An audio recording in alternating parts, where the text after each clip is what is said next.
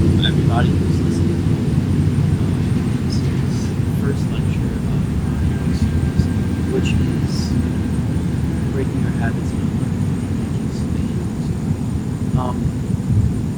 first of all, this is going to be my first lecture, and I do sort of find myself to be a little bit, I guess cowardly is the right answer, because I did not tell any of my friends to come here, and therefore I'm sure anyone who's watching will tell there is nobody here.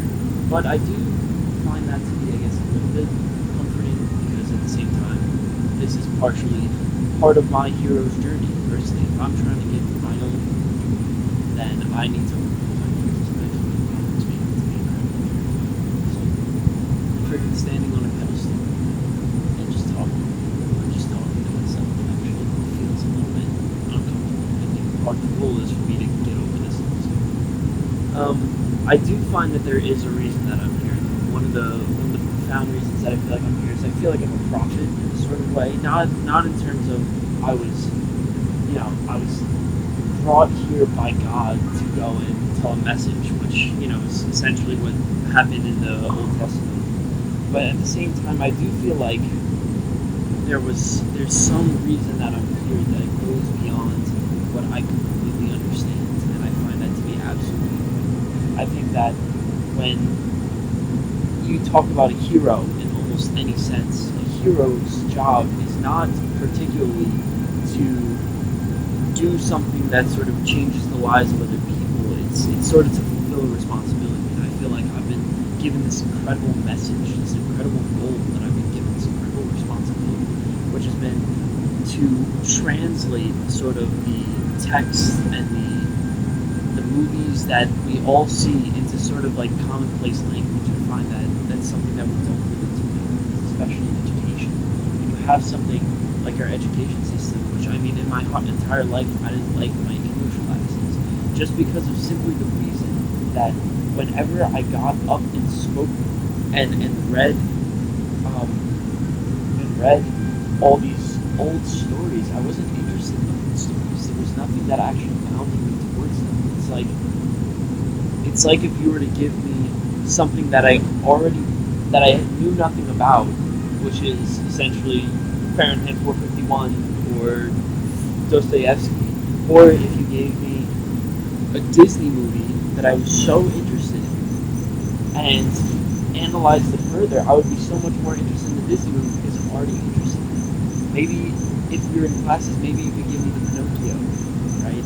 The original writings of Pinocchio, Sleeping Beauty, even like Snow Queen, which is Frozen, right? If you gave me something like that, I would be so interested in it. But I feel like now that we have these English classes that are so focused on getting people in touch with the past, and they don't actually try to connect with people in the present. And I found that it's just not very effective because then most people don't end up liking English classes. So personally, my journey has kind of been very important. Hello. Hi, sorry, I didn't mean to interrupt. I'm Jessie, I'm from the auditorium. I just wanted to check with you and ask if you had any questions before you No, I guess the only question is, how do I book another session? Yeah, so you should be able to reach out to the OCD sign up. I don't have, we're really working on a lot of this stuff still, but it's through our auditorium website. You should be able to sign up for whatever you want. So do I have to sign another form for that, or can I just be like, alright? I think you should just be able to. Do you have Brian as a contact? That's who I would just write instead. Alright. And just say that you want another time. I would give him a couple of options because you have a lot of kids. So yeah, you should be all set with that. Awesome. No, thank you so much. No problem. Yeah, good luck with this. Thank you.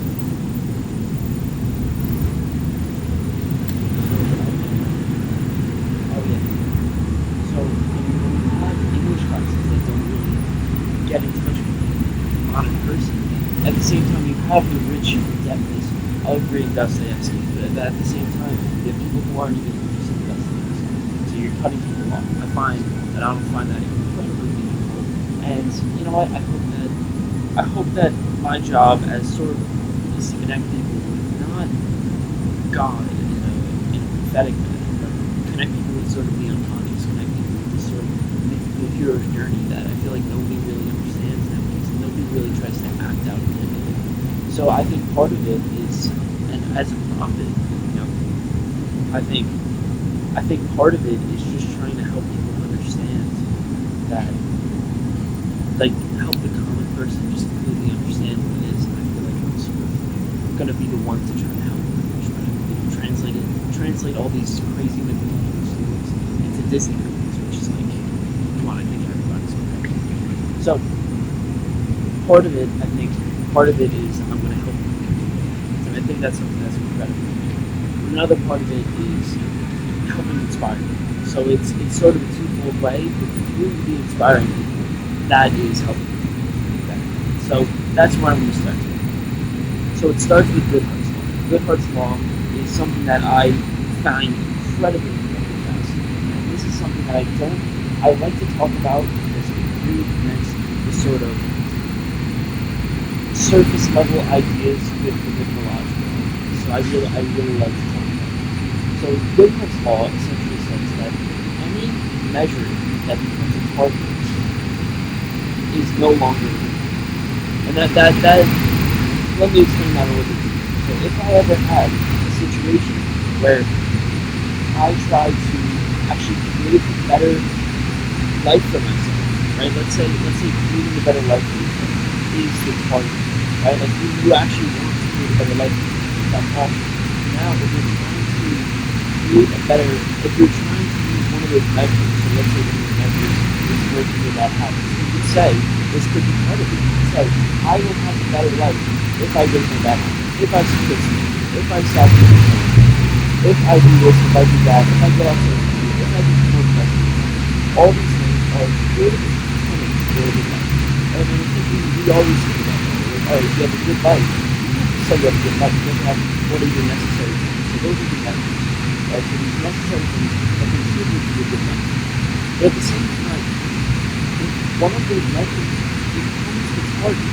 So let's say, if you want to say, I want to get rid of my bad habit. That's it. You say, if I get rid of my bad habit, I will have a good life. Or if you start to believe that, if you have to do it. So if you start to say, if I get rid of my bad habit, if I quit smoking, if I get off social media, if I finally start eating more healthy, then I will have a better life. It starts to complete you. You start to believe that once you do this thing, once you achieve this goal, then you will finally live a good life. But I think consciously, I think we all understand that might not be true, right? Like, okay, there are, let's say, 10 good things that I have to do. Good work, good family relationships, good friend relationships, and so on. Bring it all up to 10. If you have 10 good things in your life, you're making that one thing. Getting rid of that bad habit, you're making that one thing. And if you do that, then there are a lot of problems that come with it. That's the problem with doing what's called. If you decide to make your measure as part of it, the only problem with that is that considering the fact that you were always driven, or you were driven by goals, you were driven externally to say, okay, I want to continue to do this. You look at almost every hero story has some sort of goal. Usually they're protecting the city, usually they have some sort of responsibility that they deliver a message, whatever it is. And whenever you have to deliver that goal, whenever you have to achieve that goal, the story just ends. They say, oh, it's just happily ever after. Right? That's such a common phrase. We believe that once we achieve our goals, then we'll just live a happily ever after. But it's just not the case, because at the same time, you have spent your entire life being a goal-driven creature. And biologically, we are goal-driven creatures. So how do you think that, let's say you finally achieve your goal, you finally get rid of your bad habit, and you solve the problem. What do you do next?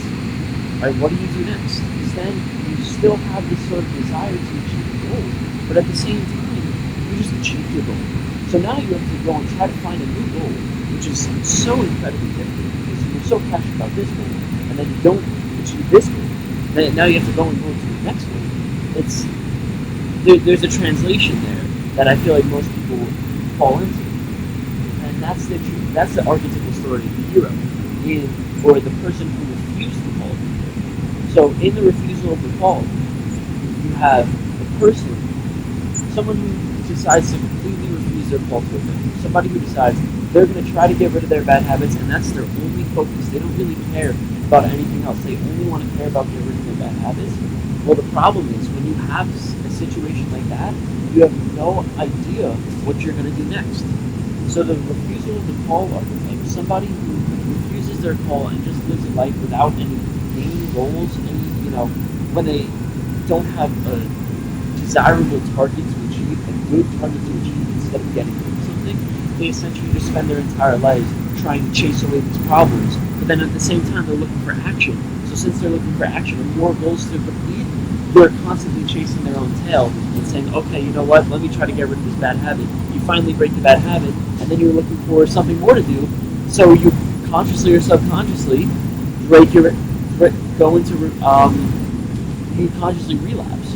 And then you relapse, and then you keep trying to chase your own goal because you're looking for something exciting to do.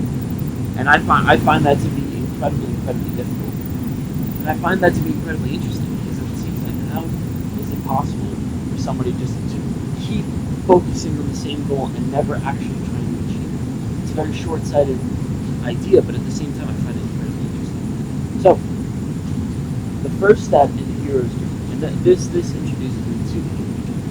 The hero's journey is essentially saying that instead of focusing on the measure as the target, you have to focus 100% on your target. You have to focus on the thing that you actually want to do in your life, the meaning, the purpose that comes from your life, the thing that if you say at the end of your life, I have achieved this goal, or I have gone closer to achieving this goal, then I will be a happy person, and I will have lived a good life. I think for most people, they say, no, I don't really want to break my bad habits. I don't think that's something that's incredibly important. When I'm on my deathbed, I'm not going to care that I quit smoking. I'm going to care that I did all the positive things. I created better relationships. I focused more on my work. I focused more on the thing that I wanted to do to create a better life for my family, to achieve a sense of status, whatever it is. Anything that is a positive goal to look towards instead of a negative goal, or getting rid of things. So that's essentially what the hero's journey is saying. In almost every single story of the hero that has ever been created, they're all looking to achieve some type of goal. And it's not the goal of getting rid of something. They are trying to do something. The archetypal story of the superhero is someone who is trying to help all the people be safe, right? They're trying to protect the city. That's what you have in Batman. That's what you have in Superman. That's what you have in The Incredibles. Like all these stories are people who are trying to help who are trying to keep the conscious goal of creating safe cities, right? So in our lives, when we're trying to do this, we have to also try to commit to some type of goal, some type of positive goal. And it really doesn't matter what that is. But part of the hero's journey is as you're going through the hero's journey, you are completing the beginning part, and you're saying, okay, I'm going for a goal that is actually meaningful. But then at the same time, you're also saying, I am going to keep striving for something, and I'm going to block out everything in the way of me achieving that goal. And that's how we're goal-driven creatures. If you look at biologically, the fact that we are hunter gatherers, right? You think, man, when they were trying to hunt down pigs, for example. If you're trying to hunt down a fast pig, let's say, right? I won't even say pig. You're trying to hunt down a fast buffalo. That's good. You're trying to hunt down a fast buffalo. What do? Right? Do you give up right after you see that the buffalo is too big, or too fast, or too strong? What you do is you overcome all the obstacles that are in your way of achieving that goal. Every single thing that you do is you're getting in the way. You're trying to stop everything that's getting in the way. So, for example, if you see this buffalo, then what you're doing is you're coming in and you are overcoming. Okay, you know what? I have to solve this problem that will help me get to my final goal. I finally have to figure out how to take down this big buffalo, how to chase it down, how to do all these things. And that's part of achieving the goal. That's part of being a hero. You have to overcome the tribulations and also the temptations that come. You know what? If you're so focused on eating all the supply that you have, then how are you going to be focused on getting the next one? Right? Or if you're so focused on something different, temptation, I guess that would be in primal times, that would be sex, right? If you're so focused on something like sex, then how are you going to achieve the goal. So part of what's built into our genetic wiring is that we have this sort of golden function that we want to go and achieve that goal. And we have to overcome all the temptations that arise with it. So if you're trying to achieve that goal, then part of that story is getting rid of the temptations. And that's part of Goodhart's law. When you circle it back, Goodhart's law is essentially you're creating a viable target. And then when you create that viable target, then you are going to knock down all the barriers in your way. And one of the barriers in this case is you. So, I kind of want to keep going. I guess.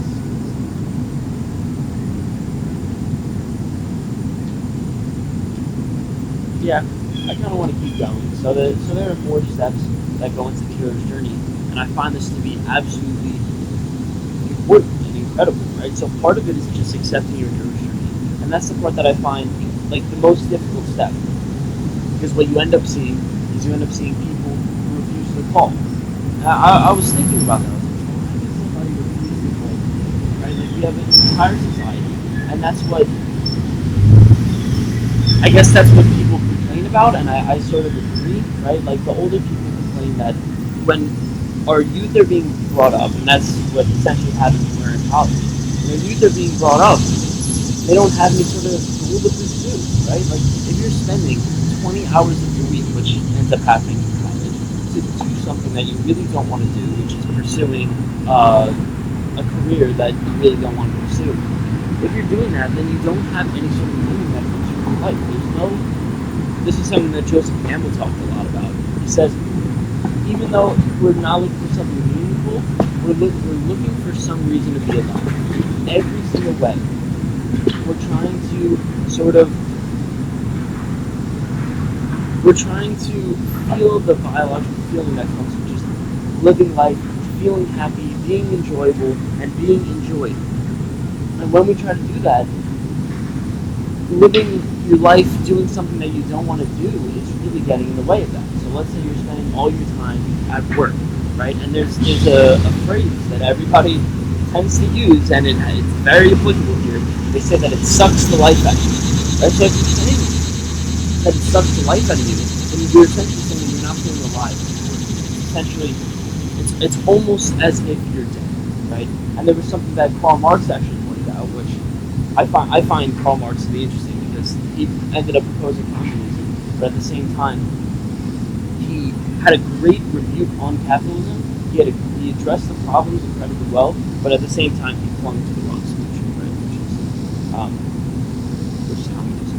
So I think it's incredibly interesting to see that one of the problems that he associated with capitalism, which I find really interesting, was the alienation of the worker. The fact that the worker doesn't really care about the things that he's doing. Right? He has no bearing. He has no caring about what he's doing. All the profits are going to up. All he cares about is his salary, which he gets anyway. There's no real incentives that are really built in there, which tend to happen. They're kind of full. That's not fully true. But at the same time, when you have someone, when they really care about incentives, when they don't really care about the work that they're doing, then they don't really care about their job. So what you notice is that when people ended up going home, we associate ourselves with humans, and we're so complex and we're so normal, right? We're so good. But at the same time, whenever we go home, we're doing all the things that animals would do, right? We're doing all the things that we're doing all the things that are mind-numbingly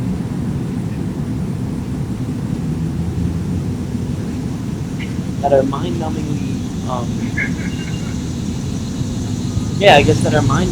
and they're making you feel alive at the same time. So I think part of it is that they're trying to make you feel alive, but at the same time, you're looking for something that is going to make you feel alive because the other part of your life is really sucking the life out of you, right? Like physically, but at the same time mentally, you're getting emotionally drained.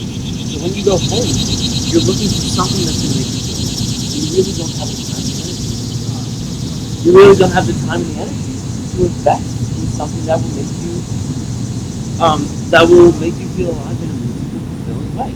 So what do you end up doing? You end up developing these bad habits, right? Like that is the root of the problem. You end up developing these bad habits, which are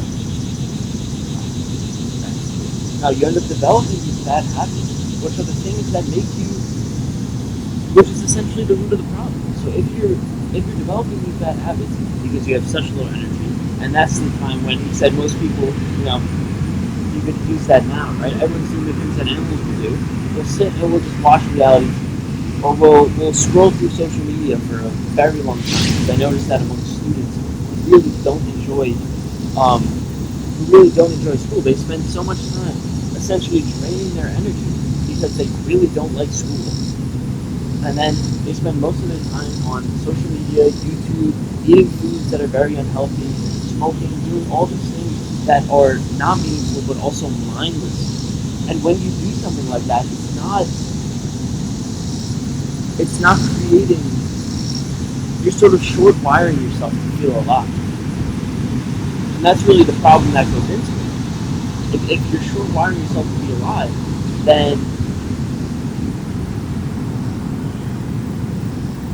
you're giving a short-term solution to a long-term, right? And I find that to be incredibly, incredibly stressful. So one of the things that I try to do to remedy that, and I don't know how it's completely possible because if you hate your job, you hate your job. What do you really want to do? But at the same time, if you hate your job, then there's got to be something. There's got to be something that ends up making you feel happy. There's got to be something that makes you feel a little bit more fulfilled and a little bit more enjoyable.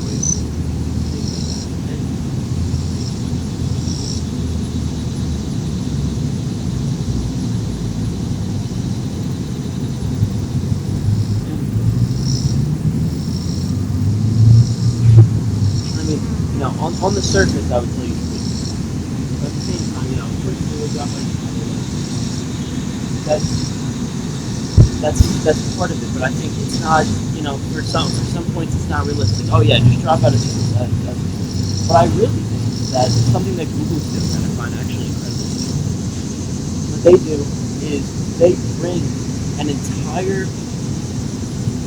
week closed, right? They have all of their Fridays that are designated specifically on pursuing a project that you're passionate about, right? Because that's the thing that's going to make you feel alive. That's the thing that's going to give you the meaning of your life. If you're doing a job that you really hate and that you're not really enjoying, then how are you going to do something that makes you feel alive, right? So part of it, and I need to look this up. I think that's incredibly important. But part of it is that your energy is absolutely drained when you're doing something. I notice this personally with myself, but I assume it to be true across the entire domain. It's like if you're doing something that you don't like, and it's giving you it hasn't given you any positive reinforcement. It's almost giving you positive punishment because you're so bothered by it. You really don't want to do it, and your energy is absolutely drained. But when you're doing something that you actually enjoy, when I do things that make me feel alive, that make me feel joy, then I am actually experiencing happiness, right? Like I'm actually not only that, but I'm actually gaining more energy. I noticed that when I worked at camp 3 years ago.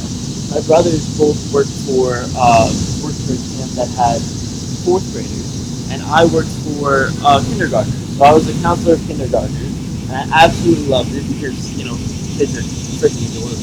But at the same time, it required a lot of responsibility. It required a lot of effort for me to put in. I would have to take them to the bathroom all the time. I'd have to do all these terrible things. But at the same time, I would gain so much, right? Like I would gain so much energy. It gave me so much energy because I found it so meaningful. But then at the same time, you look at my brothers and they're telling me, you know what? I really don't like my job. This is on one hand. They're saying I really don't like my job. Like it's really boring. I'm spending so little time, and they come home exhausted. Absolutely gassed. But at the same time, they're not doing as much. I'm doing more than them, yet for whatever reason, I have more energy. So I find that it's incredibly meaningful. When I went to camp, even though they're like, oh yeah, you should go work with the fourth and fifth graders, like it's going to make you feel more it's gonna give you more energy. Why would you want to spend all that energy on little kids where you have to go and do more and you have more responsibility? But I actually found that it gave me more energy. And it's not like I think the problem is they're assuming that energy is a constant, right? So if I wake up in the morning, I have 700 units of energy. And by the end of the day, I end up with zero. But obviously, that's not the case, right? Like if I wake up in the morning and I do something that I hate, I do something that I absolutely hate, then I'm gonna wake up, maybe start with 700 potential units of energy, but then at the same time, I'll end up going down to 400, right? Because I'm not doing anything that I like. But if I'm doing something that I love, if I do something that I'm incredibly passionate about, and that's 700, could stay at 700, or it could go up to 100. So that's what ended up happening when I was there. I found that to be incredible.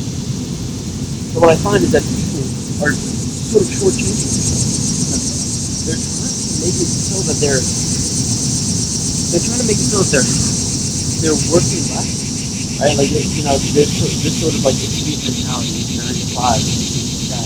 But at the same time, that would assume that you have to do something outside of your work that makes you feel it. You have to do something, right? Whatever it is. I find it to be somewhat flawed, which is why I sort of have this job, put your drop out of school mentality if you hate school or if you hate your job.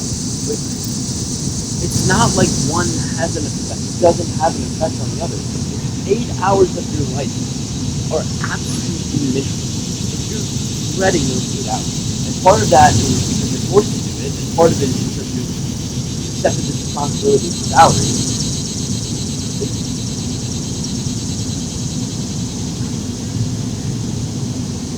Okay, so let me just sort of. So, the hero's journey. So I guess these are kind of conflicting at the same time. So it's sort of conflicting because part of the hero's journey is accepting the responsibility. Part of it's accepting the responsibility, but part of it is also achieving a meaningful goal that makes you feel alive. So it's not like you can have one or the other. You need to have both. You can't just have a responsibility. Because I find that most of I guess the traditional role for men, let's say, in our society, is to provide for your family, right? Provide for your family, be the breadwinner, make sure you're but at the same time, right, like the traditional, I've noticed that a lot of people, the traditional side, whatever, right, to provide for your family. So if you're just providing for your family, that is a responsibility. You have a meaningful responsibility. But at the same time, it could ask you, right? Like it could ask you 85% of people hate their job, according to Gallup, right? 85% of people. So how is it possible that even though they've accepted sort of a hero's journey, right? They've accepted some sort of meaningful responsibility. At the same time, they don't feel alive, right? They don't feel any sort of they don't get rid of they still have the precursor to developing a bad habit, which is not feeling alive, doing something that is incredibly lifeless, right? Something that sucks the life out. So it's like more has to be done in tandem because I have a saying that I find really incredible. Because the thing is, if you try to feel alive, right? So I say Joseph Campbell, there's this amazing quote. He always said, "Follow your bliss." Follow your bliss. And it's like, what does that mean? Follow the thing that makes you. Well, it depends. So you need to sort of look at it from two different angles. If I heard "follow your bliss," if I was an 18-year-old who didn't really care about anything, then I would essentially be saying, "My bliss is partying. My bliss is going on social media, spending 3 hours a day going through social media." The only problem with that is that it wears off, right? So your bliss is not something that is, and I think it's what Joseph Campbell was trying to get at, but I think it's what he did get. But the second interpretation of follow your bliss is that you need to go deeper into it, right? You need to find something that you're blissful for a long time, right? Like it's not one or the other. You need to be blissful for a long time. But if you just spend all your time on social media, imagine spending 3 hours a day on social media every day for 60 years, right? We know that's not true. And the same thing with partying. Imagine partying every day every weekend for 60 years. It's impossible. So the problem is, and this is what I say in terms of telling people to feel alive, right? Like if you want to feel alive, it's not about feeling alive for a small amount of time. You want to feel alive for a large amount of time, right? So that you go hand in hand. And when you accept responsibility, that is the part of you that is going to feel alive. I said this is a quote that I like to say. It's like, if you really choose to feel alive in this sort of traditional college route, which is like, oh yeah, I guess that's what YOLO means, right? Like YOLO for the next 4 years. If I want to feel alive for the next 4 years, right, up until I'm 22, it's like, sure, but then you're gonna die at 22, right? You're not gonna live out the full life of feeling alive, because you know how many people went through college, right, and felt alive, felt absolutely incredible in their 20s, up into their 30s, maybe, sort of doing that, not accepting responsibility, always going out of party. The only problem is, at some point, you end up having to accept it. Like, there needs to be some point in that mechanic. We all accept it. We all know that you don't really feel alive up until 60 years old by going out and partying. I don't really know. So, I don't really know how it jumps up on this one, right? So they have to go together, right? I find that they have to go together. You have to follow the thing that makes you feel alive, but at the same time, you also need to follow the you need to, get some responsibility, get something that's going to make you feel alive in the long term. And I think part of that has to do with your mental state. Like, part of it is like, it's not like pursuing a goal. If I'm going to pursue any sort of goal, it doesn't matter what the goal is, eventually you're going to have that high that comes off. Of course that's going to make you feel alive. And maybe that's why that reinforces so many of my friends, right? It reinforces me by going for that high and then just completely forgetting it, right? Like, if you go for a goal and you're like, oh yeah, I'm going to work out for like 2 weeks. I'm going to work out as much as I can, and let's go. Tomorrow it's going to be the best part of my life, and I'm going to change my entire life. But then after 2 weeks, you stop feeling alive. You stop feeling that sort of wonderful, energy that comes to you. You really start to, I guess you start to die, right? Like, if we're talking in terms of that way, like, you start to die.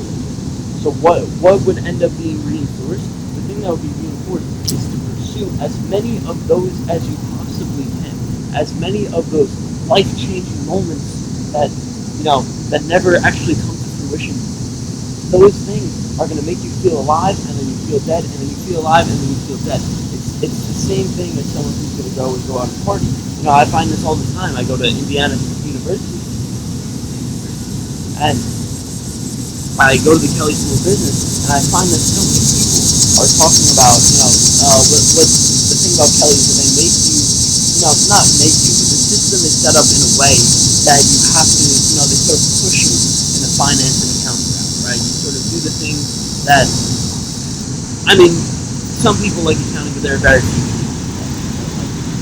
So, what they end up doing is, when I end up talking to them, almost every single one that I talk to says, I'm going into finance. Not, and they say, not like I'm going into finance. They say, I'm not very excited about it. But then at the same time, they say, when I reach 30, when I reach 40, I'm going to be an entrepreneur. I'm going to start my own company, where I'm going to get to CEO. And I'm going to do all these things, because that's what makes me feel alive. That's what gives them the hope that, I'm not going to get into this dead culture and get into the workforce for 85% of people at their jobs. No, I want to feel alive. And not only that, but it makes them feel alive while the same. Like, imagine having a life where your entire existence, or your plan for your existence. Because let's be real, all the people who are young today, all the people who are, let's say 16 to 20 years old, which is the people that I mostly talk to because I'm 19 years old. All those people, they have potential, right? They have so much potential. And imagine going up to somebody and telling them that my potential, the thing that I hold dear, all the hope that I have, is gone. And I'm going to do finance. I'm going to do the same. that both of us know, in this conversation, both of us know that it's going to make me unhappy. We both know. I think obviously there are a lot of people who do like finance, but the large majority are going to be the people who are saying, you know what, I'm going into finance, but at the same time, I really don't like finance. So what I'm going to do is I'm going to be CEO. I'm going to be an entrepreneur. I'm going to do something after that that's going to make me feel, fulfilled, happy, whatever. And then what ends up happening is that you accept that sort of responsibility of, okay, you know what, great, I got a job, that's wonderful. Congrats. Okay, now you're 35, and that time comes. Oh yeah, you want to be CEO? I do want to be CEO. But wait, I got a family. Can't accept too much risk. Everyone says, you're like, oh yeah, it's time to take the risk now, right? And it's true, because now you don't have as many responsibilities. You can create the responsibilities for yourself, right? Like you have this freedom that comes with college, and it's something that's absolutely incredible. But at the same time, you have this sort of biological clock that's sort of ticking, right? This biological period that's absolutely waiting for you to sort of get enveloped by responsibility, right? There's part of it. There's part of the archetypal story for actually, right? Like, doesn't it make sense? The archetypal story for the man in this case, right, is to get married, and the archetypal reason behind getting married is that he accepts some responsibility and he does something that's meaningful, but at the same time he's giving up his freedom, right? And that's the same thing, the same archetypal story of a mother bearing a child, right? Like, you have the freedom to essentially do whatever you want, and it's the same thing with marriage, right? For women, if you get married, you're losing this freedom, but at the same time, you're also losing the freedom because now you have somebody that you have to take care of, right? You have that biological necessity of having a kid. So, since that biological clock is ticking, the only problem is that you have absolutely no way of going and starting a company, doing the things that you said that you would do when you get home. So by the time that you're around 35 years old, 40 years old, that's the point where I realized that sort of the life does get stuck at. Like, that's the point where you realize, like, oh my god, I can't do all the things that I set out to do for the last 20 years.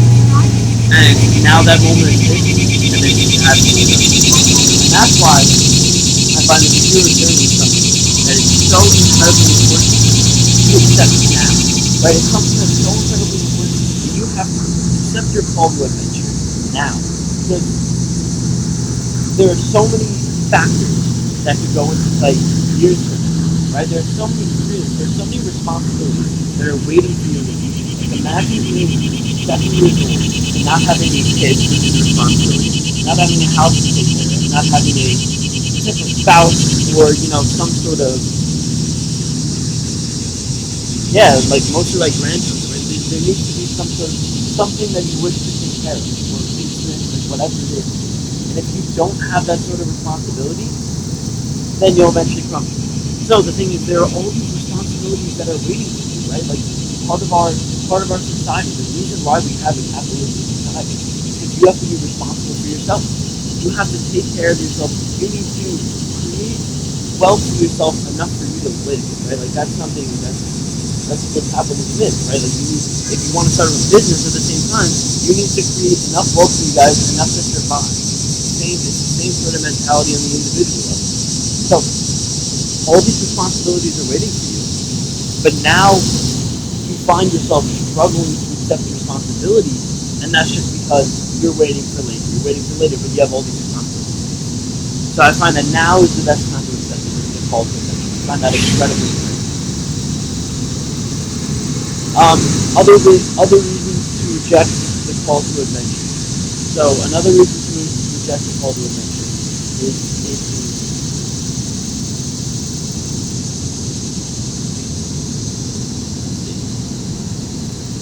I guess you can talk about learned helplessness, right? Like, when you have this feeling of, so let's bring a story about a person. Actually, Martin Luther King is the guy who created learned helplessness. When he was younger, this was 1960s, 1970s. What he did was he took dogs, and he said this is the only time he tested with dogs because he really hated testing dogs. But he took dogs and he told them that when he told them So for one of them, imagine there was sort of like, imagine the stage had a middle divider right in it, and they're standing in one side, and this one side is going to give them the shock, right? It's going to make them feel shocked, and no matter what they try, actually both sides are meant to shock, right? So on the first one, first panel on this side gives them a shock. So what do? They're like, oh my god, what do I have to do? I have to get rid of this shock. So the first thing that they try to scramble, whatever, press buttons, like, they try to do whatever, and then they realize, oh, here's the thing, let me jump over.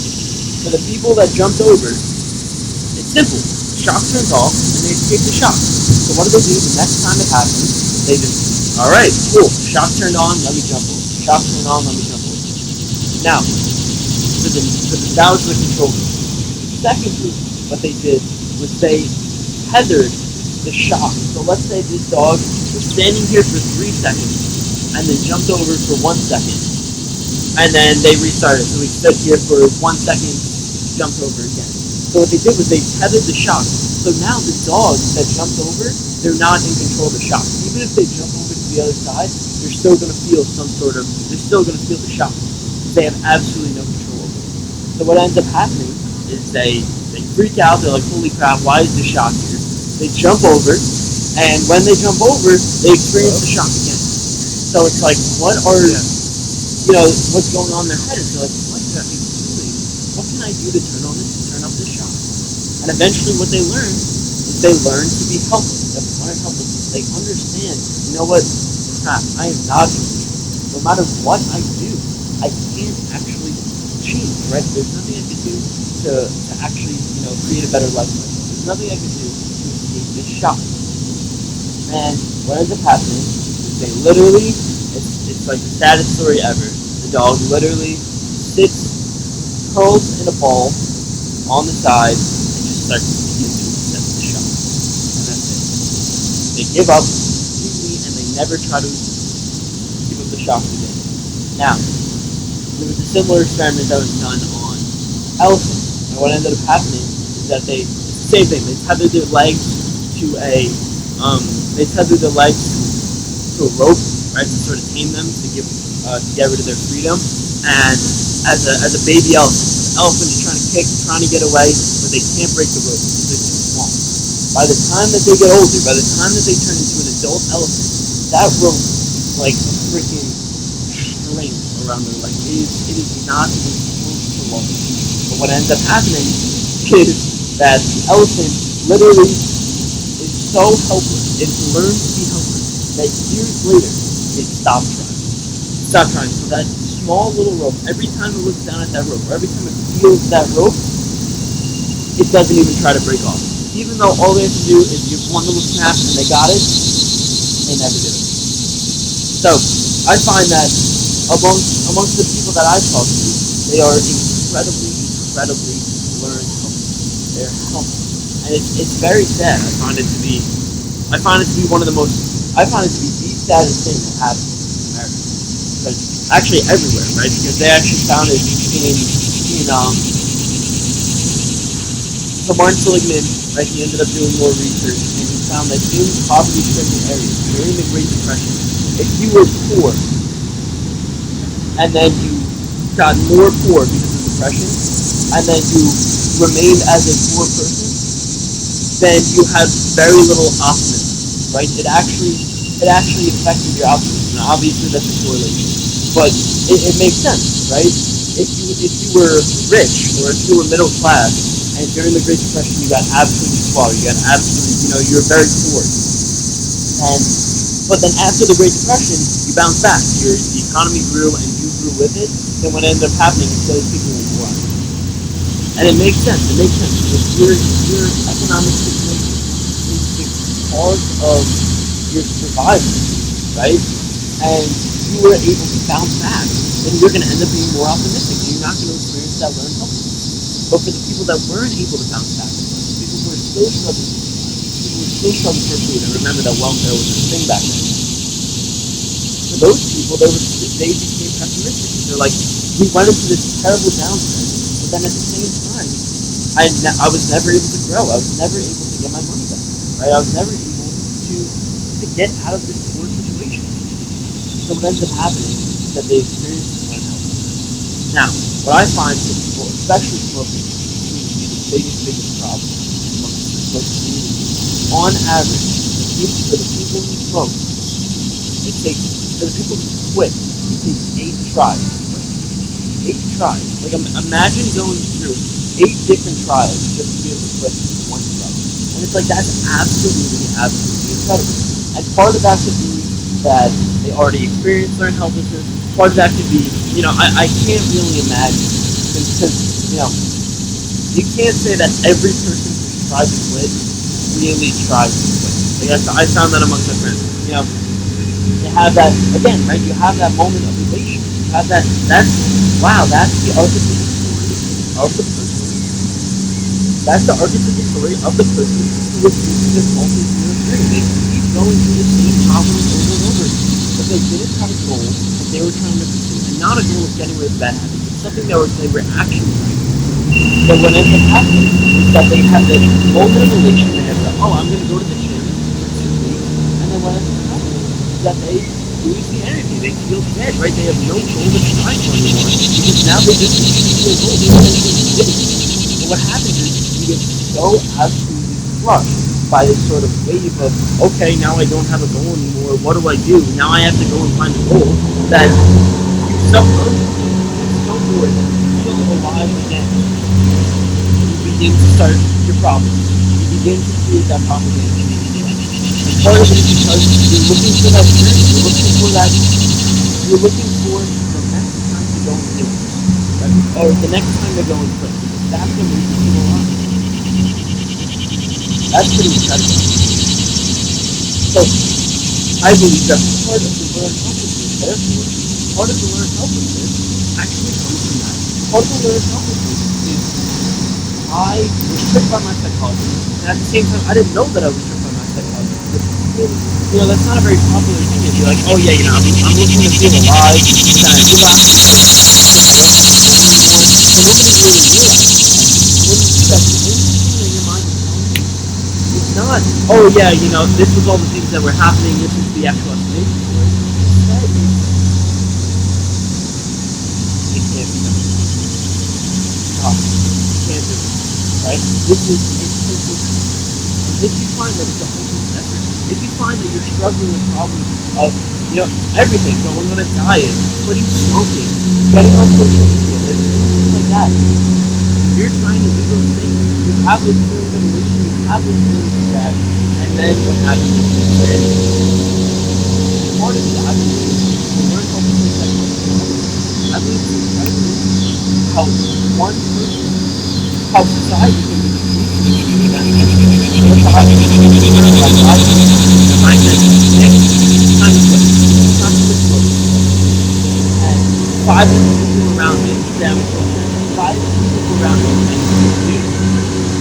why even bother trying? 8 times, average, imagine,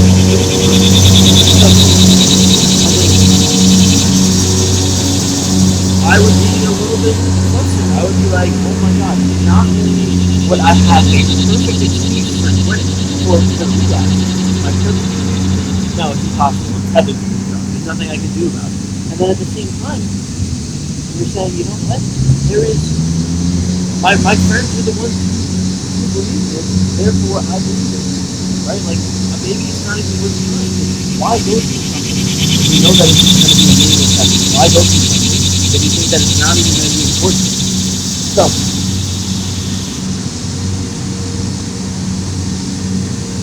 that's a huge part of mental health. And then at the same time, if you surround yourself with people who are absolutely 5 people just with developing something, just creating a community, you've done something absolutely special. You know what, it doesn't have to be because of your journey, but people who have developed themselves strong enough to quit.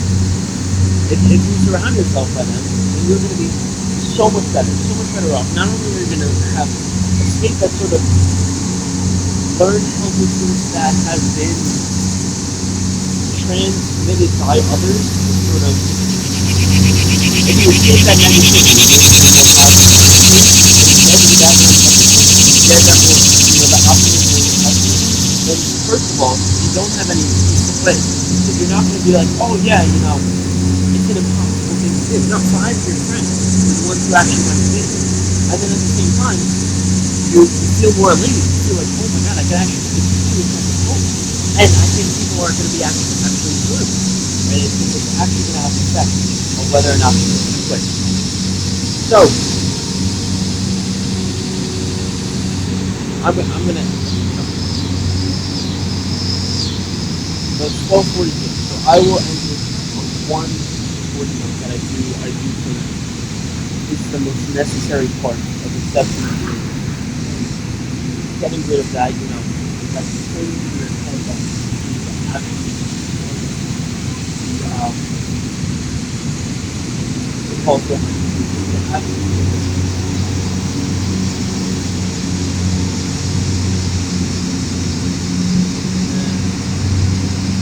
Alright, actually I have one more.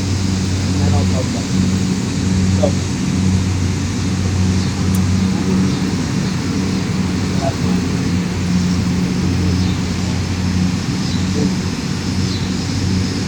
simply the reason that we're here is like actually know I can see it like you're sitting in your hut or whatever, you have no idea what it is. Right? That's the argument. Darkness is the unknown. That's the ocean that empties out. That's the legal space that you have to sort of believe that you can achieve. And imagine that you have to go and do that. So imagine you're in your place. So into the outside, into the darkness. It's like, no. The darkness is the unknown. The darkness is the thing. I have no idea what's out there. I can get absolutely lost. Therefore, better that I wait for the moon. Better than I wait until sunlight. Right? It's different. Somebody who's trying to quit, but doesn't really have sort of like the mechanism to do so. Doesn't really have his own belief that, you know what, I'm going into a place but I will be okay. No, I'm going into a place where there's going to be struggle. Right? And I think maybe that's why I need an answer. Yeah, that's why I need an answer. Right? Because going into the unknown, if you're going with somebody, first of all, somebody who will help you, but at the same time, somebody who's going to fulfill it, right? Then when you meet that sort of mentor, then it takes away that fear of the unknown. It takes away that feeling of going into the darkness. Now instead you can be problem. And that's what happens with the friend of it. Right? So he's a mentor person who is literally taking things right? And that's literally what he's doing. So he finds that, okay, you know what, I want to reach the top of the mountain. I can't go through this track of temptation. But at the same time, I still want to reach the goal. Versus, what's the other way? Versus goes, you have to go to hell. You have to go to the 9 spots of hell. You have to literally do all the things that are absolutely awful, right? So, Dante rejected Father Adventure. Not surprising. What's the Father Adventure? What is Virgil tell him? He tells him, why are you so cowardly? Why are you so right? Why do you think that is rejecting your journey? And I mean, I don't think they don't say it in the book, but they say it. It's pretty obvious. This man is about to go to hell. Right? So why would you want to go to hell if you're going, hell is not only is it darkness, right? Like everyone is hell, right? So you have pretty good. At the same time, it's the unknown, right? Like why go through something that is so terrible when you know what? It's not surprising when somebody stay at the bottom of the boat. Don't put it up there. I find it weird being alone. It's absolutely valid. Right? Like you have to go through so much struggle. Finally, the people in your life, finally, you find it meaningful value. It requires the acceptance of people. And I think in the story of growth, it's important. literally like something absolutely nuts. Right? Like, oh my god, I love the like, the unknown is where the growth comes, right? Like your journey, this is the place where growth. If you don't accept your real journey and you don't experience growth, and that's what Nathan Campbell talked about. When he said that he was going, when he said that the real journey is this point. It's the real journey is really at a time when you realize that there's time and things need to happen. What 7-year-old has to real journey for maturity? Maturity from the every single business you do ever. The hero is going through the country from college and maturity. You do. And then the 63 is going to make your kids. And they're going through the process of maturity. Why would a 7-year-old want to go through the process of maturity? It's not, there might be an unconscious understanding that you're not going to want to go through the so there's a behavior that maturity, right, where maturity is accepted when you've overgrown your bounds, you've overgrown, or you've reached the point where you need to move on to the next step. And that's why you have 13-year-olds, 14-year-olds, especially for boys, right, like 17 years or 7 years, right?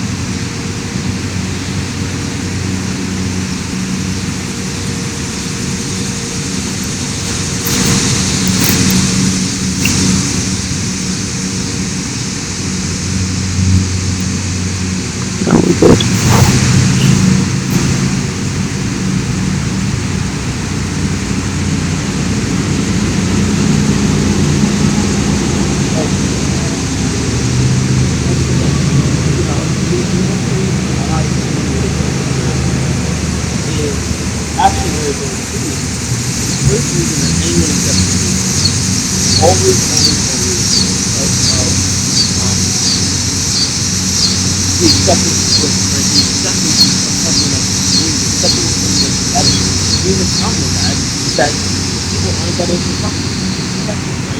For most people, they have some other reasons they want to do it. I want to make money. I want to protect my family.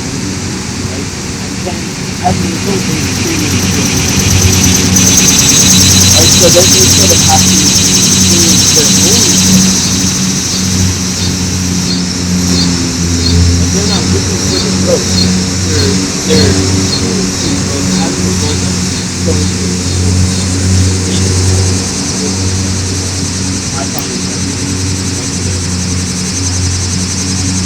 so there's growth. So it's down to the kernel, that's exactly what happens. That's the spirit of it. So the goddess of has up that is white and comes down and says, I was sent by Mary to go and tell you that you need to go. There are three Mary and you say, no, it's not there. And that's the next step. So if you're not doing what you're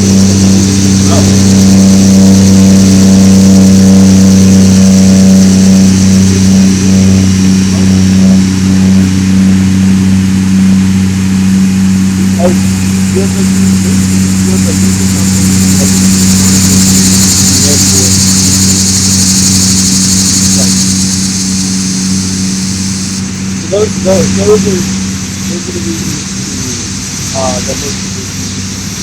Now, there is one more important thing that I don't think of.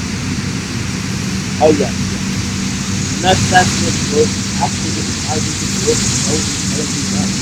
Part of the human journey, part of it, and the reason to accept the human I find it to be the most incredibly important that every single person usually they do it but something that I find to be incredibly unique. It's you need to accept that right now you're not the person that's going to get you to it. Like if you're actually trying to achieve the goal that's meaningful, not only do you have to steps necessary to do that, but at the same time, you need to become the person who can. Like, you need to become the person who can. Let's say, for example, I try to write. But at the same time, I said in the beginning, I go, right now, you told me to sit down and write this book. With my current habits, with my current schedule, with my current motivation levels, I would not do it. Over the time that I went to those experiences goals, that's something that's actually, then what I'm going to happen is I developed the plan, developed the things that are necessary to go into what I'm going to happen. And that's really what happens in everything. You have to develop these things as you're going to do. This is something that Star Wars, for example, is very similar to Jackie Chan, what's his son, karate. Right? You have this instinct of they have to go to the team, right? If you're doing karate, you're also trying to learn how to use a light bulb. It's not like you're going to pick it up and it's incredible right away. And that's the thing that's so important about it. When you go into your you're literally going to fail so many times. You're going to fail. And that's part of it. You're absolutely terrible. But what ends up happening is you end up getting better. You end up developing into the person that's going to be. And that's why it's so important. And that's why it's so important. So, with that, I would say thank you. I have a lot of work to do. A lot of people don't have